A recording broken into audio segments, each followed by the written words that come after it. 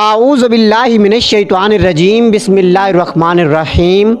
اللہ تبارک و تعالیٰ کے نام سے شروع جو بڑا مہربان اور نہایت رحم و کرم کرنے والا ہے۔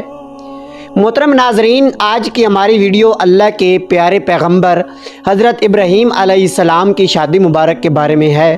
تو پیارے دوستو، یہ خوبصورت واقعہ جاننے کے لیے ہماری اس ویڈیو کو آخر تک ضرور دیکھیے، اور اگر آپ ہمارے چینل پر نئے ہیں تو ہمارے چینل کو لازمی سبسکرائب کر لیجئے تاکہ اسی طرح پیارے پیارے واقعات آپ تک پہنچتے رہیں۔ پیارے دوستو، نمرود کی آگ سے نکلنے کے بعد حضرت ابراہیم علیہ السلام نے ملک شام کا رخ کیا اور وہیں زندگی بسر کرنے لگے۔ اس شہر میں آ کر حضرت ابراہیم علیہ السلام کا واسطہ ایسے لوگوں سے پڑا جو بڑے ہی خوبصورت اور اعلیٰ شان و شوکت والے کپڑے پہن کر کسی جگہ روانہ ہو رہے تھے۔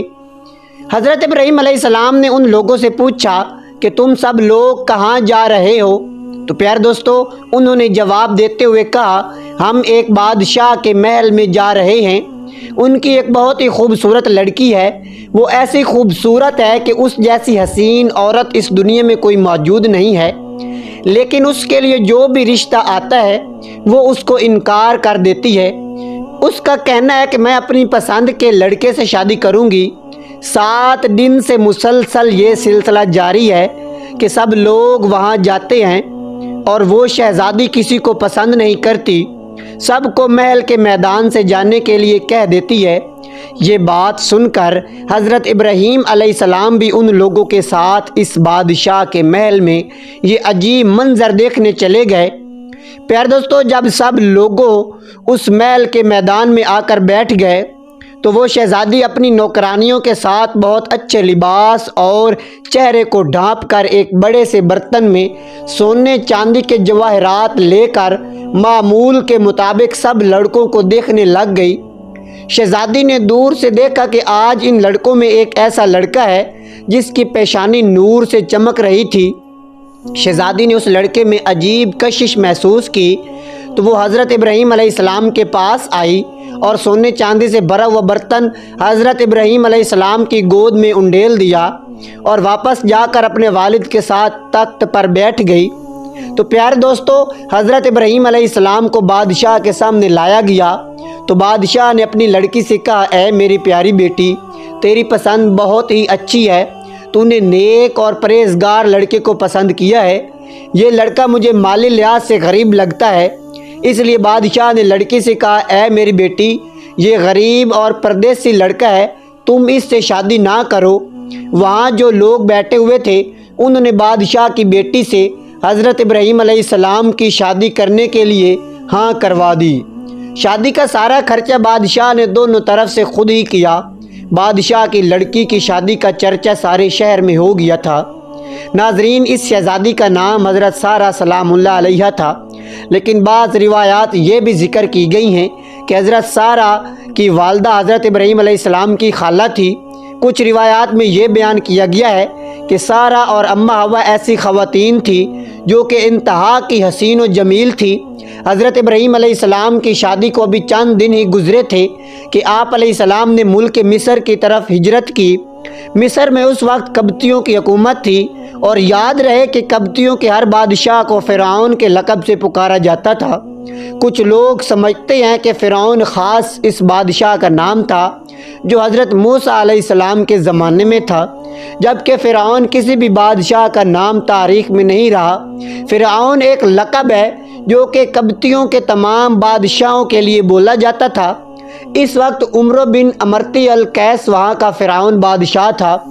سفر پر جاتے ہوئے لوگوں نے حضرت ابراہیم علیہ السلام کو کہا، اے ابراہیم علیہ السلام، اپنی بیوی کو ساتھ لے کر نہ جاؤ، مصر کا بادشاہ عورتوں کا بے حد شوقین ہے، وہ عورتوں کو اپنی ہوس کا شکار بنا لیتا ہے۔ اس نے خوبصورت لڑکیاں اپنے سامنے پیش کرنے کے لیے آدمی رکھے ہوئے ہیں جو شہر سے لڑکیاں اس کے پاس لے کر جاتے ہیں۔ وہ لڑکیوں کے ساتھ اپنی ہوس پوری کر کے ان لڑکیوں کو بے پناہ دولت دے دیتا ہے۔ جب بھی کوئی نیا مسافر کسی عورت کے ساتھ مصر میں داخل ہوتا ہے تو اس مصر کے فرعون کے فوجی اس عورت کو گرفتار کر کے سب سے پہلے بادشاہ کے پاس لے جاتے ہیں، اور وہ فرعون اس عورت کو کچھ راتیں اپنے پاس رکھ کر پھر چھوڑ دیتا ہے۔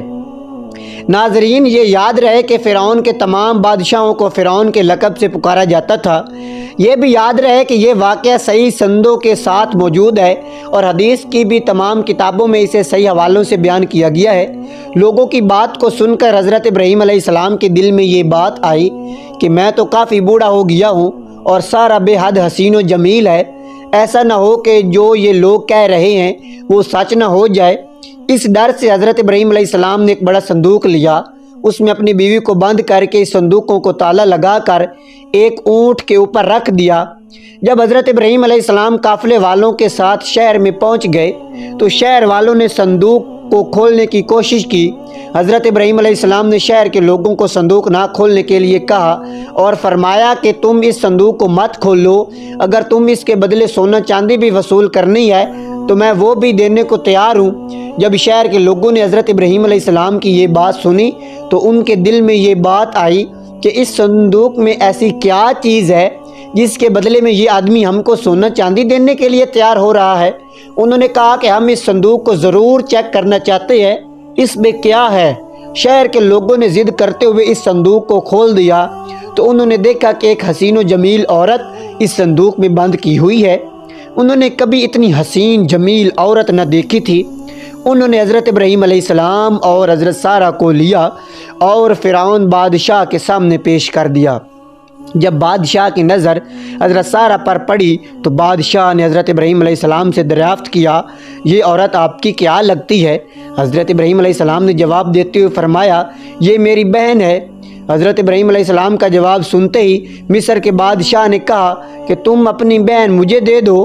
حضرت ابراہیم علیہ السلام نے کہا وہ خود جو فیصلہ کر لے وہ مجھے منظور ہے۔ حضرت سارہ علیہ السلام نے کہا کہ میں پناہ مانگتی ہوں اللہ تعالیٰ سے۔ بادشاہ حضرت سارہ کے حسن کے بارے میں اپنے کارندوں سے آگاہ ہو چکا تھا۔ اس کی نیت جو پہلے ہی خراب تھی وہ اب اس کا ارادہ اور زیادہ برا ہو گیا۔ اب اس نے حکم دیا کہ اس لڑکی کو نہلا دھلا کر لباس فخر پہنا کر میری خلوت گاہ لے آؤ۔ ملعون کے حکم کی تعمیل کی گئی۔ جب حضرت سارہ کو تیار کر کے فرعون کی خلوت گاہ میں پہنچا دیا گیا تو آپ وہاں پر اللہ کے حضور عبادت میں مصروف ہو گئی۔ پیارے دوستو، صحیح بخاری کی حدیث نمبر 2217 میں یہ واقعہ تفصیل سے درج ہے۔ چنانچہ فرعون خلوت گاہ پہنچا اور حضرت بی بی سارہ سلام اللہ علیہا کی عبادت ختم ہونے کا انتظار کرنے لگا۔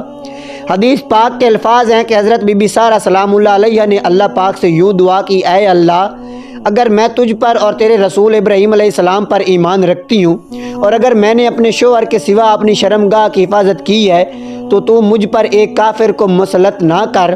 روایات اس طرح بیان کیا گیا ہے کہ اللہ تعالیٰ نے اس وقت حضرت جبرائیل علیہ السلام کو بھیجا اور فرمایا کہ حضرت ابراہیم علیہ السلام کی آنکھوں سے پردہ ہٹا دو تاکہ وہ اپنی عورت کو دیکھ سکے۔ بادشاہ مصر اور سارہ جو بات چیت کریں وہ حضرت ابراہیم علیہ السلام خود دیکھیں اور سن سکیں۔ فرعون مصر حضرت سارہ کو اپنی طرف مائل کرنے کی کوشش کرتا رہا پر وہ ہر بار ناکام ٹھہرا، یا پھر اس نے سارہ بی بی کے ساتھ زبردستی کرنا چاہی تو اللہ تعالیٰ کی طرف سے زمین پھٹ گئی۔ بادشاہ مصر اپنے زانوں تک زمین کے اندر گھس گیا۔ جب اس کا کوئی چارہ نہ چلا تو اس نے سارہ بی بی کو کہا کہ یہ عورت جادوگر ہے۔ حضرت سارہ نے جواب دیتے ہوئے کہا، اے بدقسمت بادشاہ، میں جادوگر نہیں ہوں، میرا خاوند حضرت ابراہیم علیہ السلام اللہ تعالیٰ کا بہت اچھا دوست ہے۔ اللہ غفور الرحیم ہے، سب کچھ دیکھنے والا ہے، وہ ظاہر و پوشیدہ کو اچھے طریقے سے جانتا ہے۔ میرا خاوند اللہ تعالیٰ سے یہ دعا کر رہا ہے کہ تیری بری نیت میری طرف سے ہٹ جائے۔ ہر بار اللہ تعالیٰ اپنے دوست کی دعا قبول کر رہا ہے۔ سارہ بی بی کی زبان سے یہ لفظ سن کر مصر کے بادشاہ نے توبہ کر لی تو اللہ تعالیٰ نے اس کو زمین سے باہر نکال لیا۔ جب وہ زمین سے باہر نکل آیا تو پھر اس کی نیت خراب ہوئی تو اس نے حضرت سارہ کو نظر بد سے دیکھا تو اللہ تعالیٰ کے حکم سے اس کی نظر جاتی رہی، اور جب وہ آنکھوں سے نابینا ہو گیا تو اس نے حضرت سارہ سے کہا، اے بی بی، میرے لیے اللہ سے دعا کرو کہ میں ہمیشہ کے لیے اس بدکاری سے بچ جاؤں۔ حضرت سارہ نے بادشاہ مصر کے لیے اللہ تعالیٰ سے دعا کی، اے اللہ اس زانی شخص کو سیدھا راستہ دکھا دے۔ اللہ تبارک و تعالیٰ نے حضرت سارہ بی بی کی دعا کو قبول کرتے ہوئے اس کی آنکھوں کی بینائی واپس لوٹا دی۔ جب اس کی آنکھیں ٹھیک ہو گئی تو اس نے ایک بار پھر حضرت سارہ کی طرف بدکاری کرنے کی کوشش کی تو اس بار اس کا سارا جسم ایک جگہ پر رک گیا۔ اس نے پھر حضرت بی بی سارہ سے دعا کی، درخواست کی تو سارہ نے جواب دیتے ہوئے کہا، اے بدقسمت، تو اپنی حرکتوں سے باز نہیں آ رہا، یہ سب دعا میرا خاوند کر رہا ہے، اب اس کی مرضی ہے کہ وہ تیرے لیے دعا کرتا ہے یا نہیں کرتا۔ تو مصر کے بادشاہ نے حکم دیا کہ حضرت ابراہیم علیہ السلام کو میرے سامنے لاؤ۔ حضرت ابراہیم علیہ السلام کو مصر کے بادشاہ کے سامنے لے جایا گیا۔ ملعون نے حضرت ابراہیم علیہ السلام کو کہا، اے ابراہیم علیہ السلام، میرے لیے دعا کرو، میں بہت ہی بے شرم انسان ہوں، میں نے تیرے ساتھ بہت ہی برا کرنے کی کوشش کی ہے۔ حضرت ابراہیم علیہ السلام نے فرمایا کہ یہ سب کچھ میرا خدا کر رہا ہے جو بڑا ہی رحیم اور کریم ہے۔ بادشاہ نے اپنی بیٹی حسین و جمیل سارہ کے سامنے پیش کر دی اور کہا، اے اللہ کی نیک بندی، تم کو بی بی ہاجرہ شکرانے کے طور پر بطور ہدیہ پیش کرتا ہوں، جو گناہ مجھ سے ہوا تو مجھے اللہ کے واسطے معاف کر دیجیے۔ روایات میں ہے کہ حضرت ابراہیم علیہ السلام سارہ اور ہاجرہ کو ساتھ لے کر کنعان کی طرف تشریف لے گئے۔ حضرت سارہ راستے میں حضرت ابراہیم علیہ السلام کو سب گزرا ہوا وقت بتانے لگی تو حضرت ابراہیم علیہ السلام نے فرمایا، سارہ تم بے فکر رہو، اللہ تعالیٰ نے میری آنکھوں سے پردہ غیب کو دور کر دیا تھا، میں آپ اور مصر کے بادشاہ کی ہر بات کو سن سکتا اور آپ دونوں کو دیکھ رہا تھا، تم کو کوئی بات بتانے کی ضرورت نہیں ہے۔ روایات میں ہے کہ اس کے بعد حضرت سارہ نے حضرت ہاجرہ کی شادی حضرت ابراہیم علیہ السلام کے ساتھ کر دی۔ مصر سے آئے ہوئے 10 سال گزر گئے تھے کہ اللہ تعالیٰ نے سارہ اور حضرت ابراہیم علیہ السلام کو ابھی تک اولاد کی نعمت سے مالا مال نہیں کیا تھا، یہاں تک کہ اللہ تعالیٰ نے حضرت ابراہیم علیہ السلام کو اولاد عطا کرنے کا وعدہ کیا ہوا تھا۔